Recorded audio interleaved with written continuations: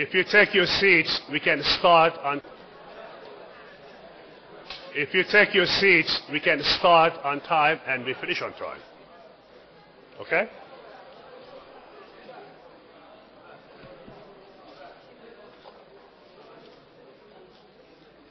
All right, once again, good evening. I am Dean Delano. It is our pleasure to welcome all of you to School of Business Exec Speaker Series. Whether you believe that the love of money is the root of all evil, agree with Marx and Engels, or support the free market views of Milton Friedman, you're all going to learn all these things later on. Money is currently something we all need, all use, and all seek a little more of it, whether we are to admit it or not. The rise of capitalism as the predominant economic system around the world has been seen many people benefit from increased living standards and greater prosperity. But occasionally, it is a system that goes wrong.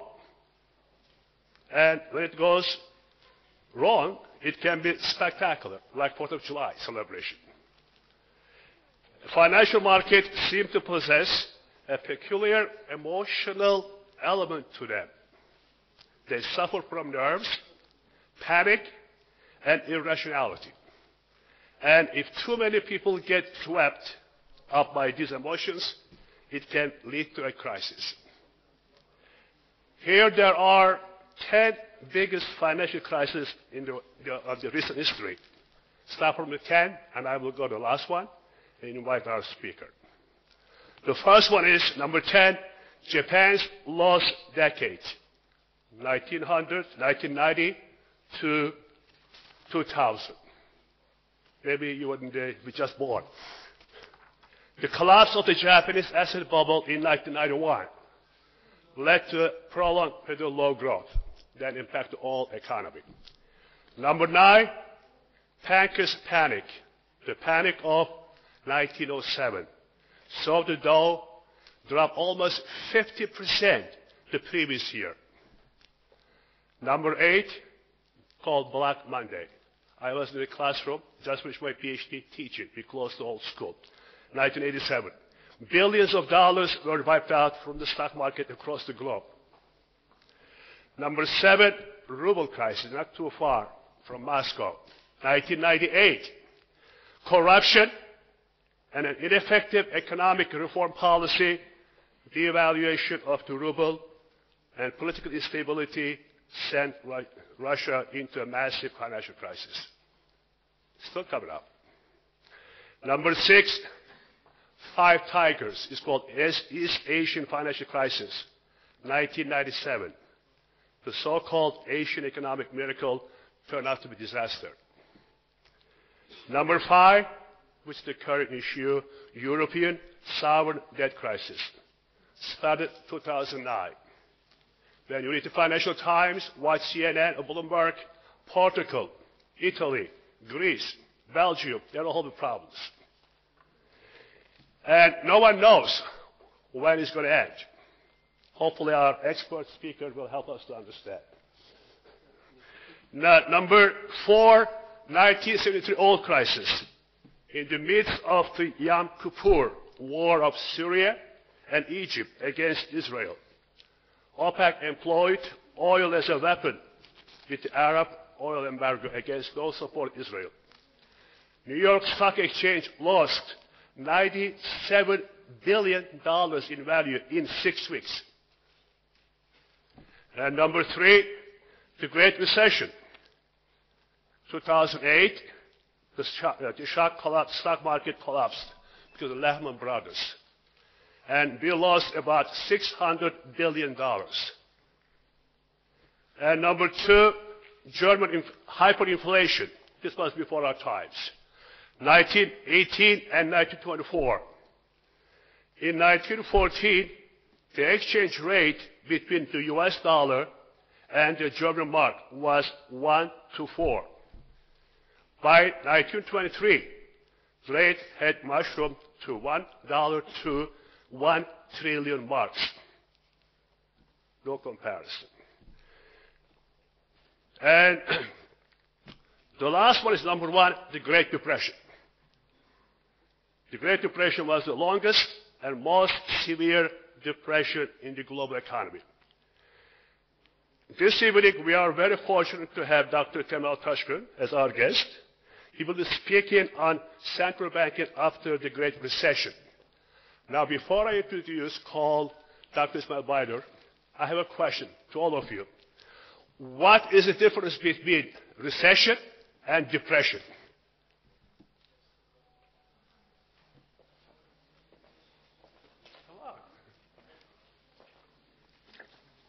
All right. According to what I have been told, recession, when your neighbor, when your friend loses his job, called recession. Depression, when you lose your job. Okay, with that, it's my pleasure to invite Dr. Baydar who will introduce our speaker.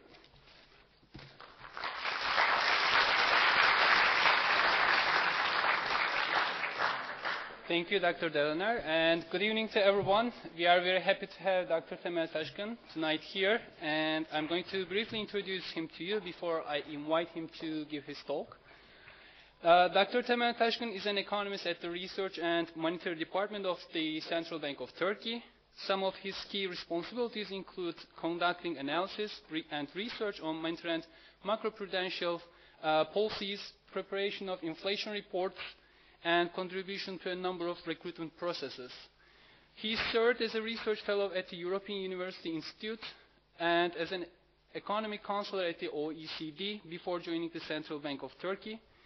He received a BA degree in economics from Bilkent University, Ankara, and then he completed his MA and PhD studies in economics at the University of Rochester in the United States.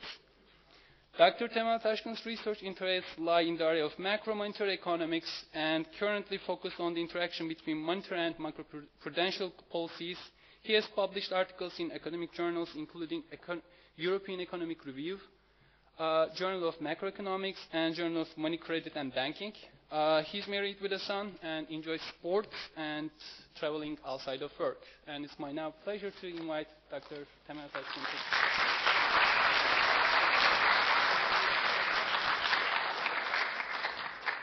Thanks very much for your nice introduction. It's a great pleasure to be here. It's my first time in Baku and at the other university. Everything is perfect except the weather, to be honest. Because of this weather, last night I had a quite scary travel from Istanbul to Baku. We had a lot of turbulence. And except the weather, everything is going perfect up to now.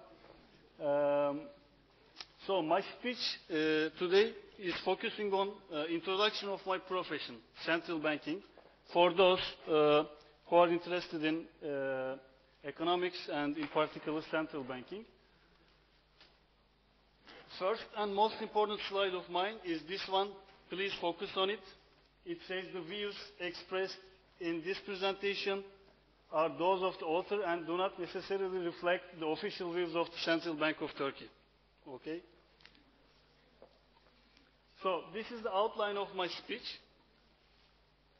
As I said, I'm going to introduce my profession, and I will do it from a certain perspective. When I'm talking about my profession, I will try to distinguish between central banking before the Great Recession and after the Great Recession. First, I will try to give you a brief history of central banking, and then I will tell you functions of a central bank in the modern central banking. Then I will talk about developments after the Great Recession, and then I will talk a little bit about central banking in practice, what a central banker does in an ordinary day, how do we implement policies and things like that.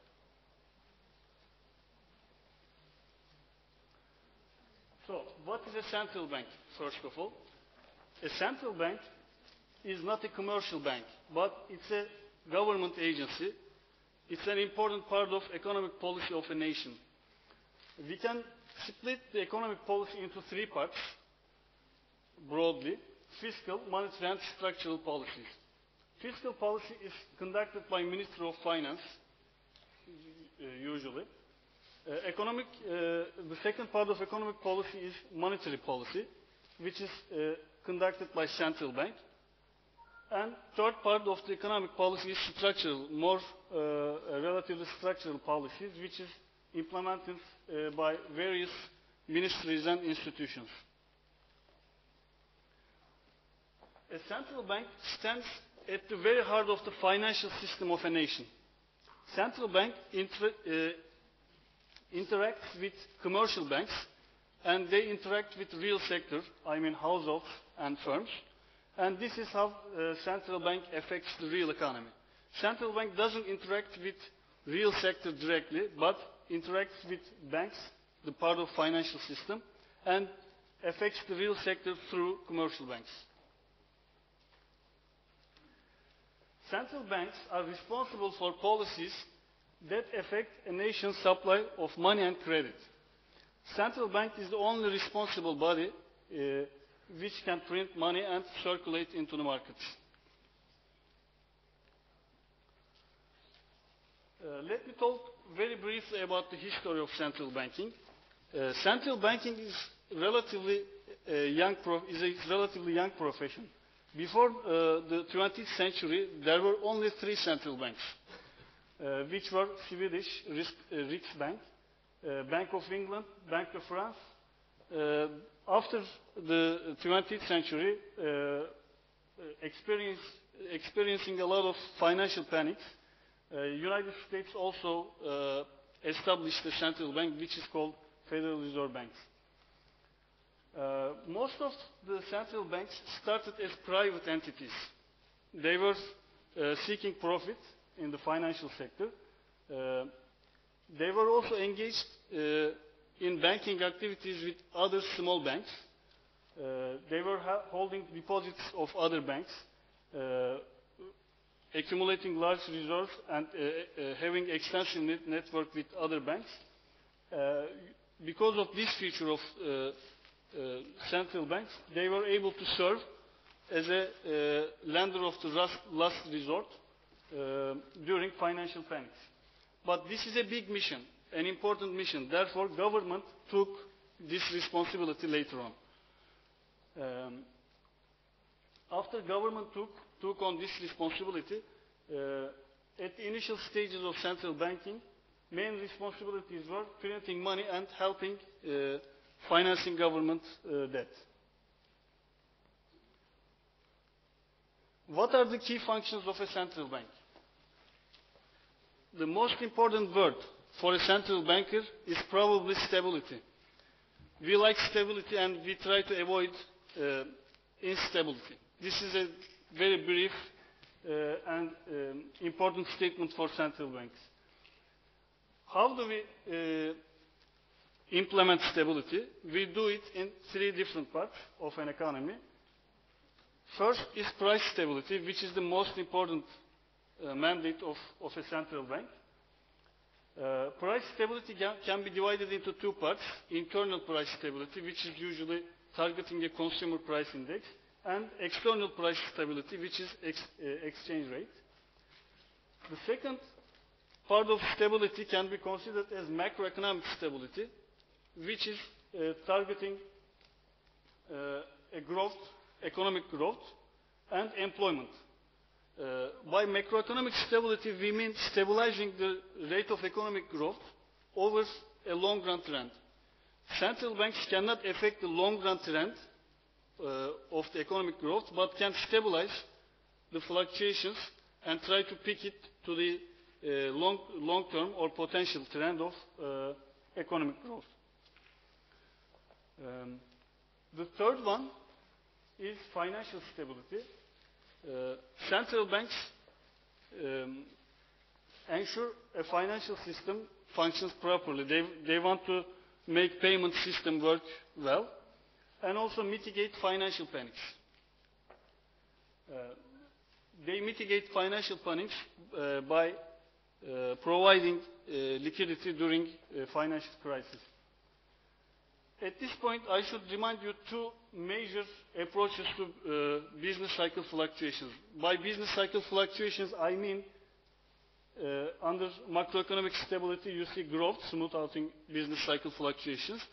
It means the fluctuations in economic activity through long-run trend.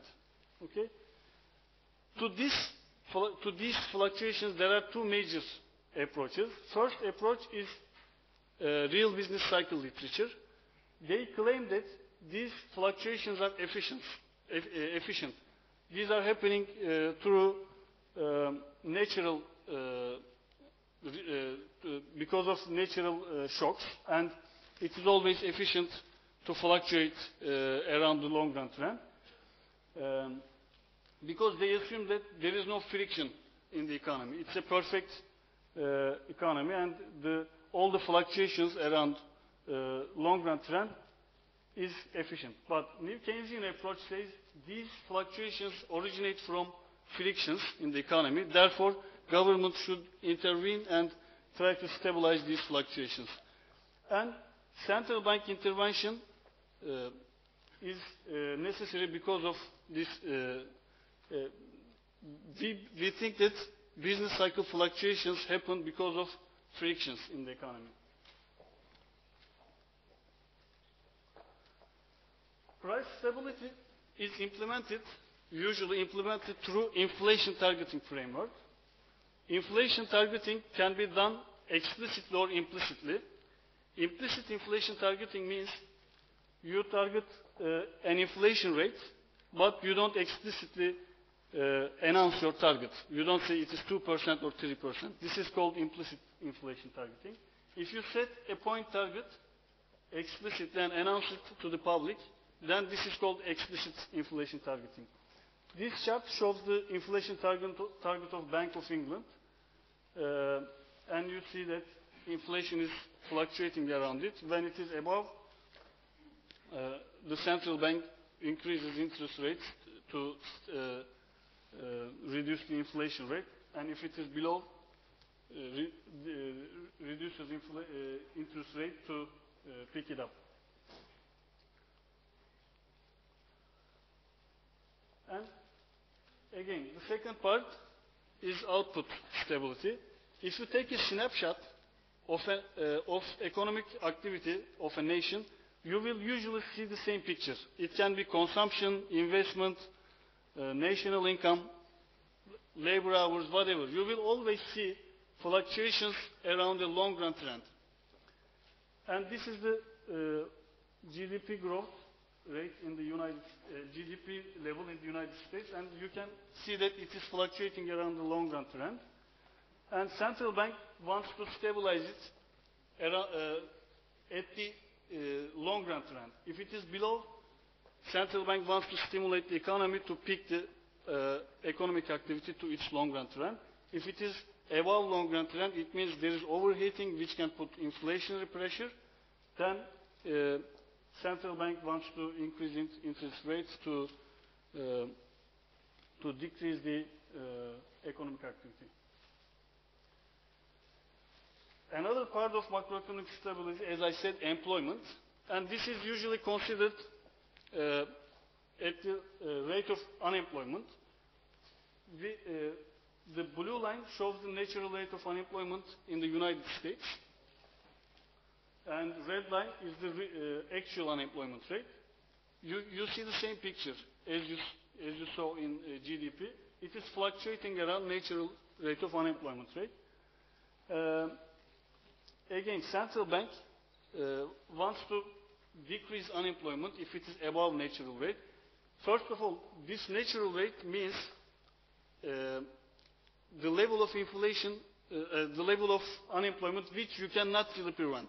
It is happening because of frictions.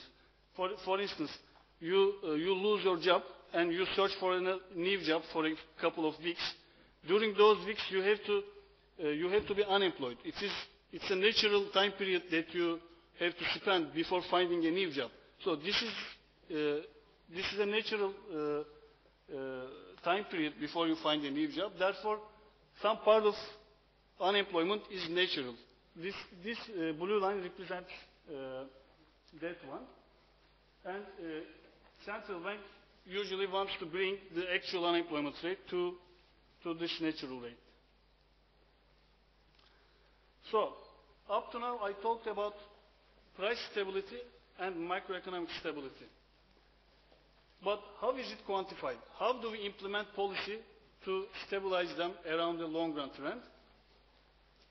It is usually in the developed economies usually implemented through in a rule-based approach, which is called Taylor rule. This one summarizes, this single equation summarizes everything I said before this slide. In the left-hand side is the policy rate of a central bank, and in the right-hand side we have inflation rate, natural rate of real interest rate, and inflation gap and output gap. If inflation is the pi star is the inflation target, and y bar is the long-run trend or potential level of GDP. If inflation is above target, central bank raises interest rates and try to mitigate inflation. If it is the other way, then decreases the nominal interest rate. Same thing works with output gap as well. But there are issues when implementing policy with this equation. Why? Because you have to know the state of the economy exactly in order to implement this equation. On the right-hand side, you see output gap, which is the actual output minus potential output. Potential output is an unobservable thing. You don't observe what it is. You have to estimate it. And usually it is estimated, the estimate might be misleading. For instance, currently you are estimating potential output and you think that your economy is overheating. After 3 quarters, you estimate the 3 quarters back and you see that you were indeed below potential level. This doesn't happen very rarely. This happens quite frequently. So, this is a big issue. Also, natural rate of unemployment, which is an unobservable thing, you have to estimate it, and sometimes estimates are misleading. And so here in this Taylor rule, we have only inflation gap and output gap, but in general, especially after the Great Recession, there are new approaches to Taylor rule, augmented Taylor rules, which include asset prices and credit growth as well as inflation and output. Here I would like to remind just distinguish Europe and US at this point. If you only target inflation, I mean in this equation, if you have only inflation, it's a very strict approach to inflation targeting. And Europe is usually considered to be strictly targeting inflation, but US is considered usually more flexible. They sometimes tolerate inflation for the growth rate of output or unemployment rate.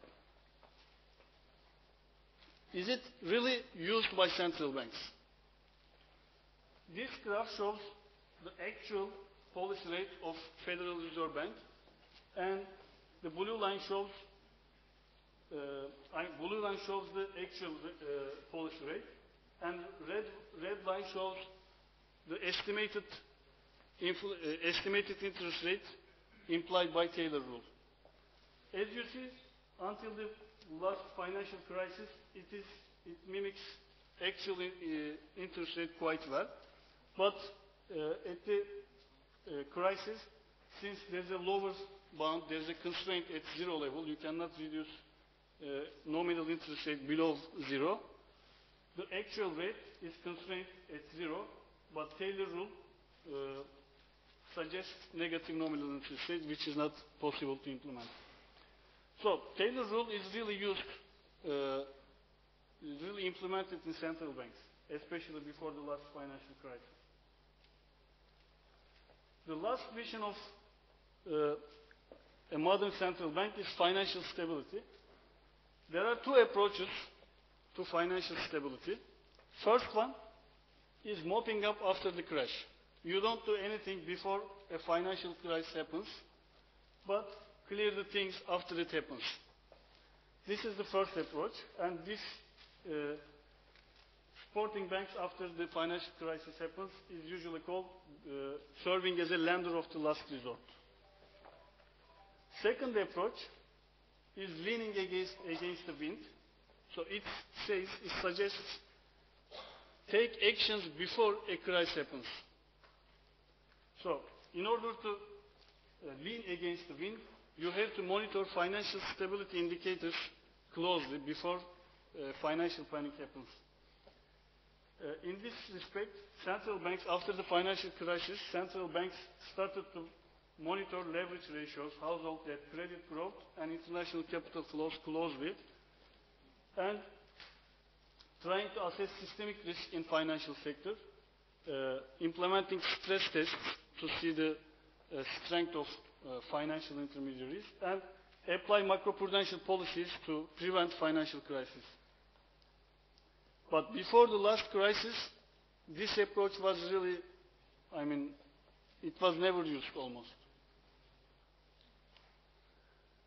So, for price and macroeconomic stability, central banks use short-term interest rates, which is summarized in Taylor rule in one equation.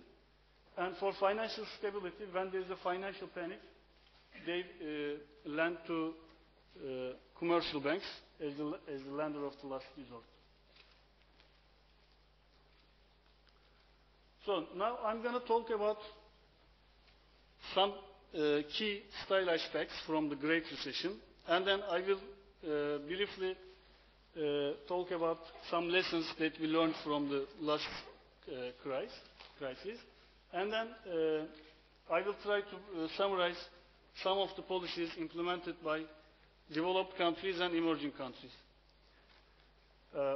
As Professor summarized, it was a huge recession, global recession, the 2008-2009 crisis. The first thing I want to show is lending levels in developed countries. It was basically frozen. There was a credit crunch. Nobody wanted to give credit to real sector because there was a big uncertainty, and credit basically frozen. The second fact is world trade collapsed.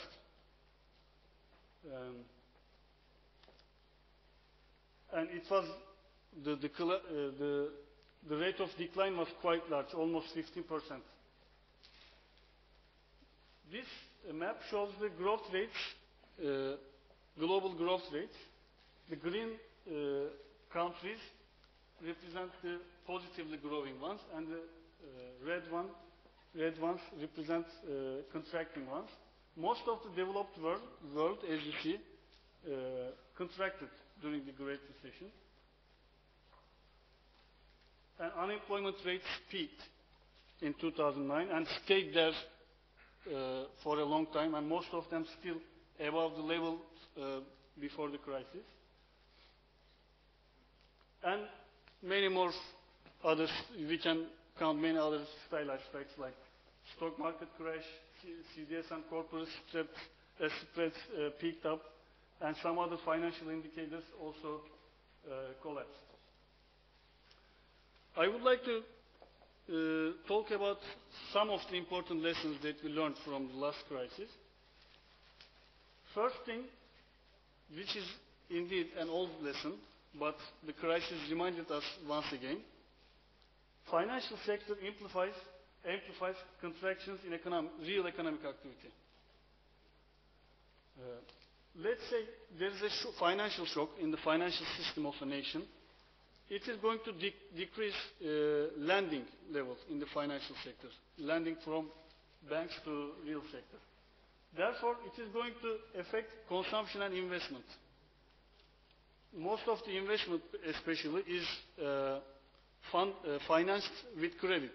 Therefore, when lending declines, investment and consumption also declines. Most of durable consumption is also financed with credit. This is going to decrease economic activity, apparently.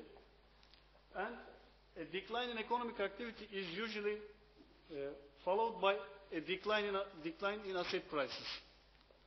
When GDP growth rates are low, we usually see that stock market prices decline, right? Not only stock market, but also housing prices and things like that. Asset prices decline. Since balance sheets of banks and non-financial firms depend on asset prices, they have assets in their balance sheets, their balance sheets deteriorate. When their balance sheets deteriorate, the lenders don't want to lend them because usually lending is implemented through showing a collateral which is backed with your assets. When the value of your assets decline, you can borrow less in comparison with having a higher values of assets. So this is going to decrease lending further. This channel is important. And then it will keep going. So you see an undesired feedback loop between financial markets and real sector. The last financial crisis reminded us this feedback loop once again, but it was discovered as early as 1999 by Bernanke, Gatterangi. This is an example of how real sector fluctuations are amplified by financial accelerator mechanism. These two graphs shows output and investment, response of output and investment to a financial shock, one standard deviation financial shock. The blue line shows the response of output and investment when there is no financial amplification channel, when we close that channel. And red line shows the response of output and investment when we allow for that amplification channel. As you see, the response is quite larger when financial accelerator is present.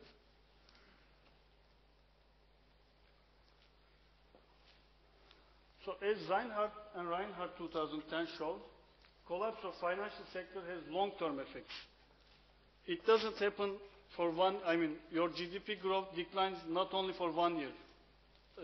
Until you reach your GDP levels before financial crisis, it takes years. So it has long-term effects. Another lesson that we learned from the financial crisis is price and output stability does not ensure financial stability. This graph shows the house prices in some developed countries before the financial crisis. During this period, the economies of the developed countries were performing quite well. Output and price was mostly stabilized. Inflation was quite low, output growth was moderate. But this increase in house prices, although it was monitored, it wasn't considered to be a threat to economies. But output stability and price stability didn't prevent financial instability. This house price bubble burst and it put the world into a global recession. Financial crises often lead to fiscal crisis, which is also documented by Reinhardt and Rogoff 2009. Right after the financial crisis of 2008-2009, most of the European countries started to give budget deficits. Because demand declined significantly, they couldn't collect taxes, and their spending increased extremely because rate of unemployment increased and social benefits, expenditure on social benefits increased extensively. Therefore, the governments gave budget deficits, and it increased the level of government debt in these countries.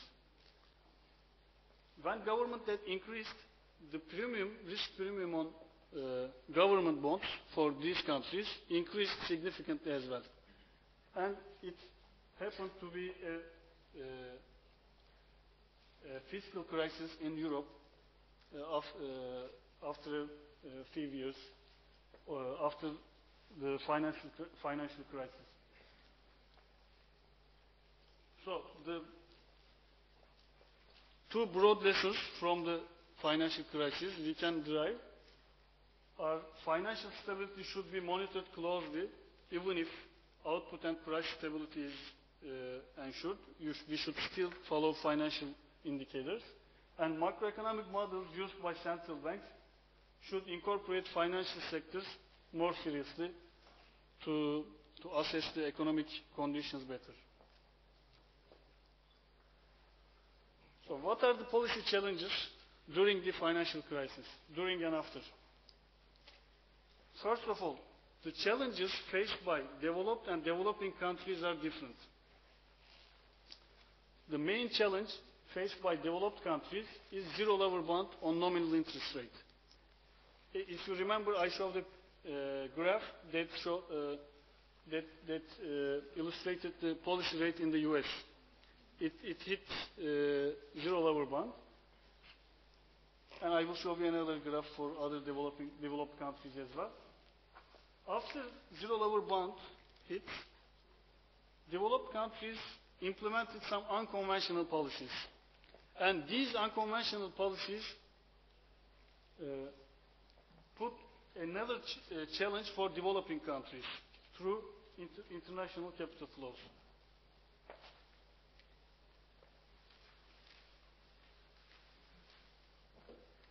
And I will show you in a minute how it happened.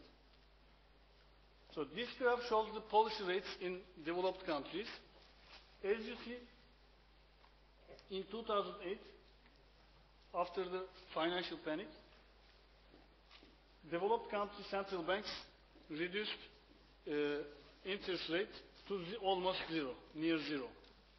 But economic activity was not stimulated still. They were still experiencing negative growth rates. So what did they do?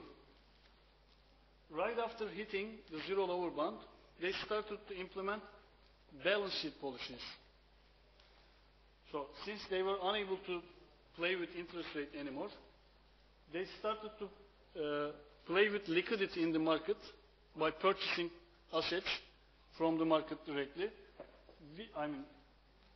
They did it in an unconventional way. What were those unconventional policies? First thing they did, they committed explicitly to keeping interest rates low for a certain while. So they did a forward guidance to the financial market.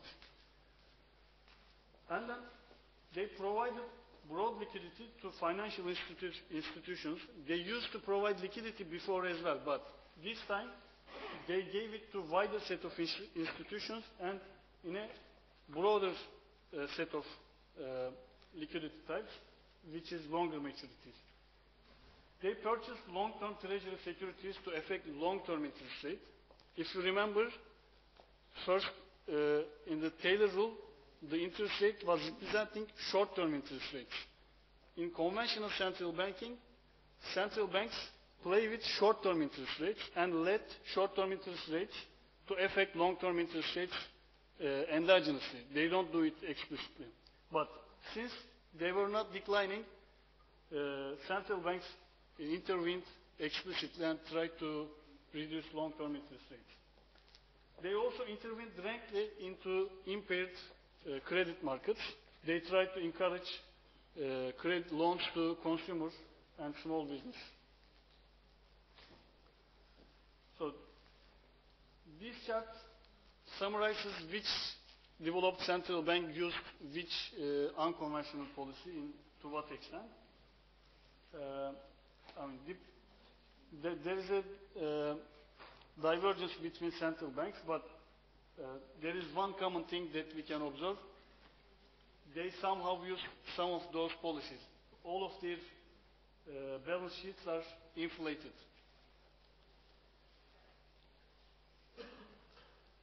So, once they implemented unconventional policies, how did it affect emerging markets? Why was it a challenge for emerging markets? So, it is the famous word, the QE, which is quantitative easing. Federal Reserve Bank indeed never used this word. They used large-scale asset purchases, but the markets labeled it as quantitative easing, so I will use the same term. Once developed markets used quantitative easing, they bump liquidity into financial sector because they are purchasing assets from the financial institutions, so they are giving money to them. There's a huge liquidity in the financial sector. What happens with this liquidity? It goes to two broad parts. First part, which is indeed targeted by the central bank to stimulate the economy, it goes to domestic bank lending to stimulate real economy through consumption and investment. But only little part of this liquidity went to this channel. Therefore, developed economies didn't stimulate immediately. But large part of this liquidity went to other countries which were yielding higher interest rates to investment. It went to emerging markets through international capital flows. It affected exchange rates in these countries, competitiveness, asset prices, credit, growth, and current account balances. And these variables are very important for a nation's financial stability. Therefore, the capital flows, which happened after quantitative easing, was a big challenge for financial stability of emerging markets. This graph shows how volatile and how large was portfolio flows after the quantitative easing policies. As you see, after 2009, the scale of the capital flows increased significantly and its volatility also increased. This is a challenge for emerging markets because it is affecting all the domestic variables in your country. Now I'm going to illustrate how it affected a domestic economy, and I will exemplify it with the case of Turkey. First of all, why capital flows are a big challenge? This graph shows the correlation between capital flows and GDP growth in Turkey. As you see, they are highly correlated. So, when international investors want to come and invest in your country, you grow well. When they want to withdraw their money, you just screw. So, this is a big challenge. You don't want to put your country in this kind of a situation, and you want to lean against the wind. I mean, you want to decrease the volatility of these capital flows in your country. Because we don't, again, just to remind, the most important word for a central banker is stability. You don't want volatility in your economy. And capital flows bring lots of volatilities to your economy. Also, credit growth and current account balance is highly correlated with international capital flows. Again, you don't want them to be volatile because it discourages investment and production, so you want to make them stable.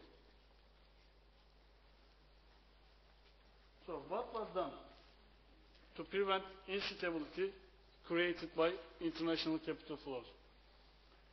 So after 2002, Central Bank of Turkey implemented implicit inflation targeting, and after 2006, we started a full-fledged inflation targeting with explicit target. And after 2010, we also incorporated a new financial stability framework to our monetary policy framework. According to all the approach, we were basically monitoring price stability, targeting price stability, and we were using a single policy rate, which is weekly repo rate, to control inflation. According to new approach, we pursued financial stability as well as price stability, and we did it using several tools, Some of them are structural, some of them are cyclical tools. What are the structural tools? They are reserve requirements, which are based on maturity, currency, and leverage. Reserve option mechanism, and cyclical tools, policy rate, which was used also before, asymmetric interest rate corridor, and liquidity management. Also, Banking Regulation Agency contributed a lot to financial stability with its prudential policies. Among these policies, leverage-based reserve requirements, reserve option mechanism, and asymmetric interest rate corridor are novel tools that were invented by Central Bank of Turkey Monetary Policy Commission.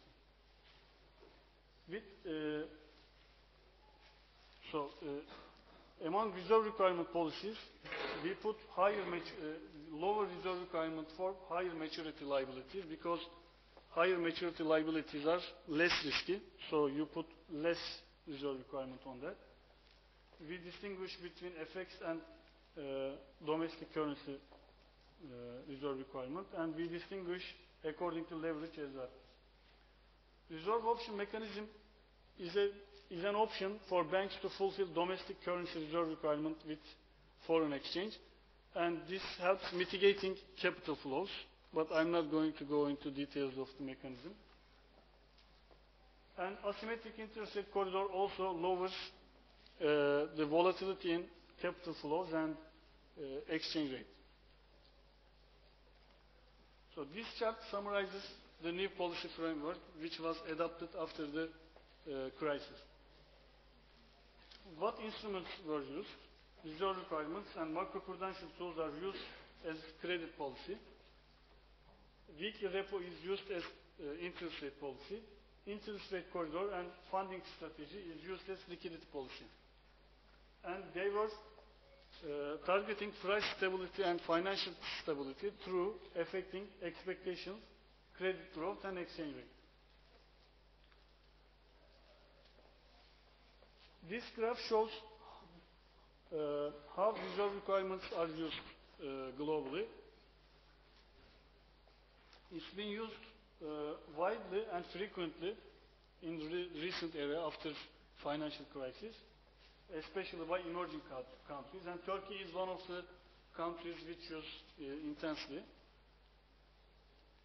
This table also summarizes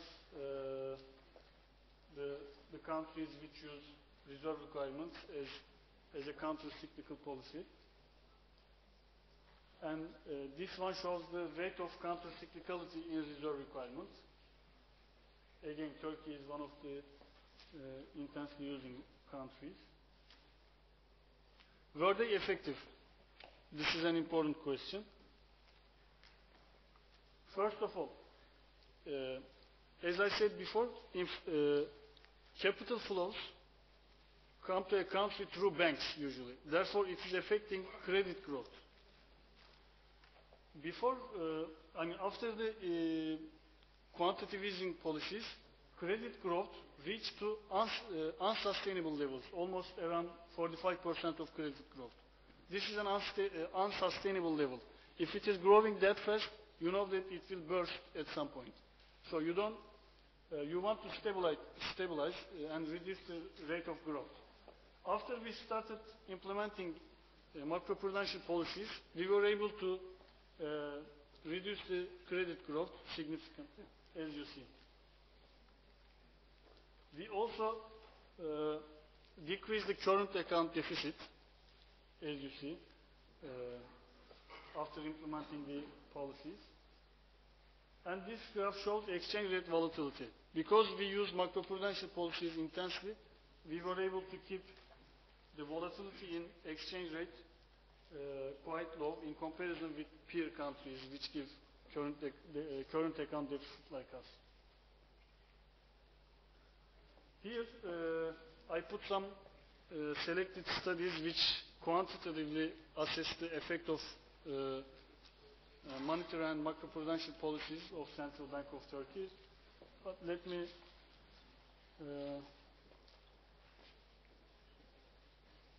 okay. I think I will skip this part.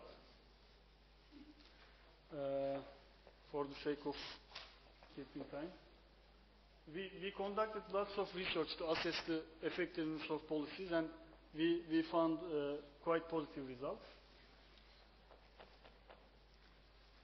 Now I would like to talk a little bit about what we do in an ordinary day.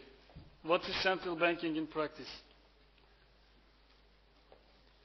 So first of all, what is the operational framework at the central bank? As I said, in inflation targeting framework, we target an explicit inflation level, inflation rate. And this point target is determined jointly with government. And an important component of inflation targeting is accountability. There is a tolerance rate in which inflation can fluctuate around target rate. And if it is above or below this tolerance rate, we write an open letter to the government and explain why we couldn't match the inflation target. Twice a year, the governor of central bank gives a briefing to Assembly and Cabinet. And transparency is another important part of central banking. We pre-announce the calendar of monthly policy committee meetings and inflation report dates. Monthly policy decisions are communicated immediately after the meetings. And we signal on future monetary policies and monetary stance by communicating our forecasts on output, gap and inflation. Monetary Policy Committee is the only responsible body for conducting monetary decisions. It is composed of 7 members. The governor is a member. The 4 vice governors are also members of the committee. There is a board members. Board is a different body at the central bank, and 1 member from the board is also a member of Monetary Policy Committee. And there is an external committee member from academia. So how do we implement monetary policy? The left part is there are 2 important communication tools at central banks. First one, monetary policy reports. Second one, inflation reports. How does it work? The left side is summarizing monetary policy committee meetings. It happens in 2 consecutive days. In the first day, we have a pre-monetary policy committee meeting. And here, the research and monetary policy department workers make presentations. Researchers and economists give briefing about the state of the economy to the committee.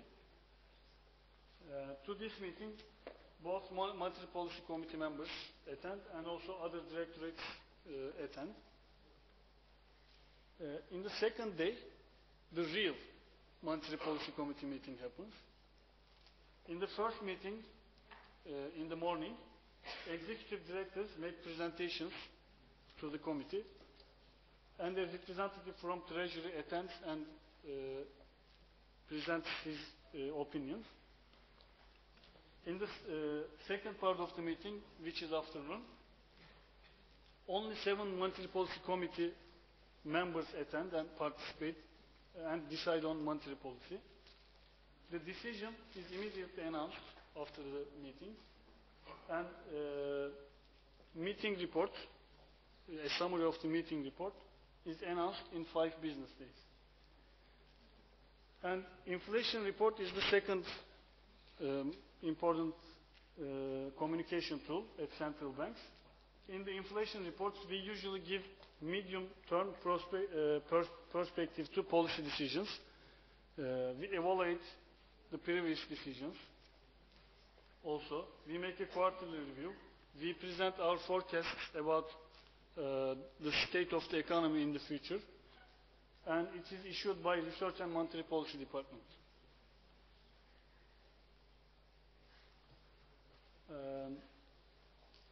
This is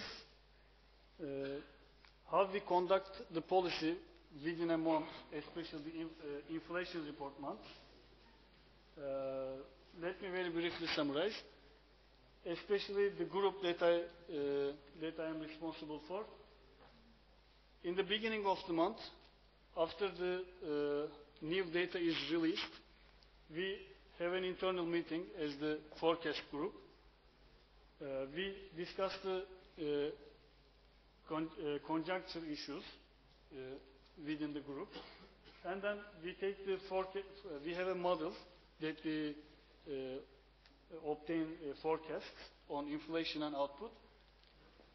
We take some rounds of forecasts from this model and discuss it within the group. And then we present it to the vice governor, get some feedback from the vice governor, and then run other rounds of model and get new results and present again. And this iteration happens several times. Finally, we agree on results. We present it in pre-MPC meeting. We get the final forecast after that. And at the end of the month, we issue inflation report. So this is how we work and how we conduct monetary policy and how each unit of the bank contributes to implementation of policy. This is the end of my speech indeed. I hope it was useful. And this is just showing the part of inflation report, what we write into the report and what we communicate. All right, thank you.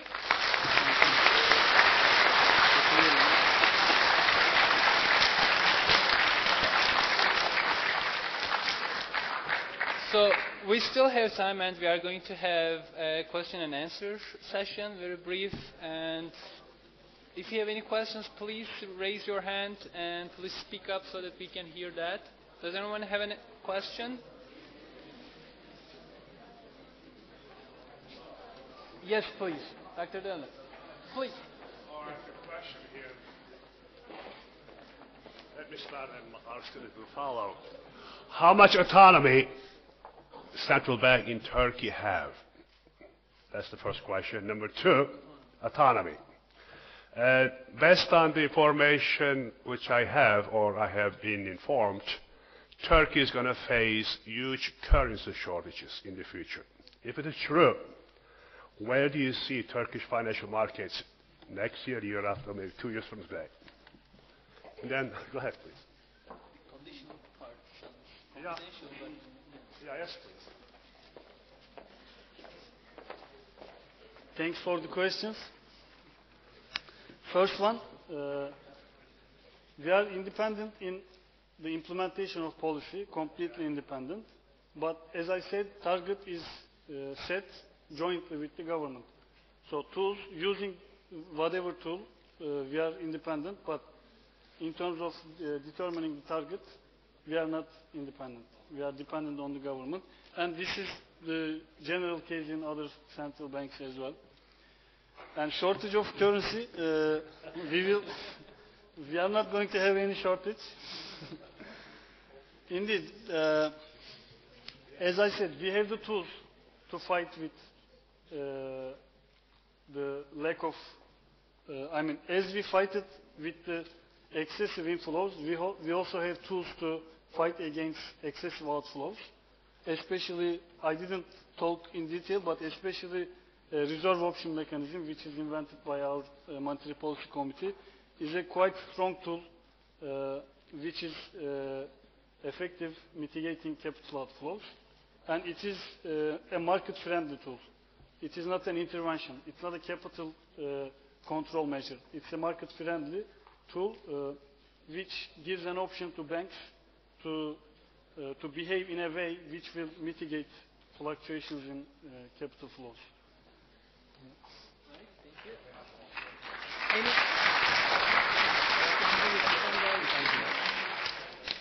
you. Any other questions? Yes, please. Please speak up.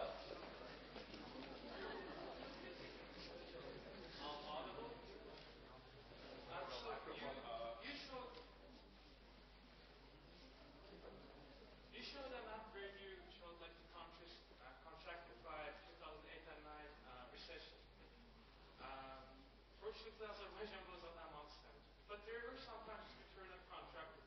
How would you explain that some of them suffered from recession, but others did not? Very good question.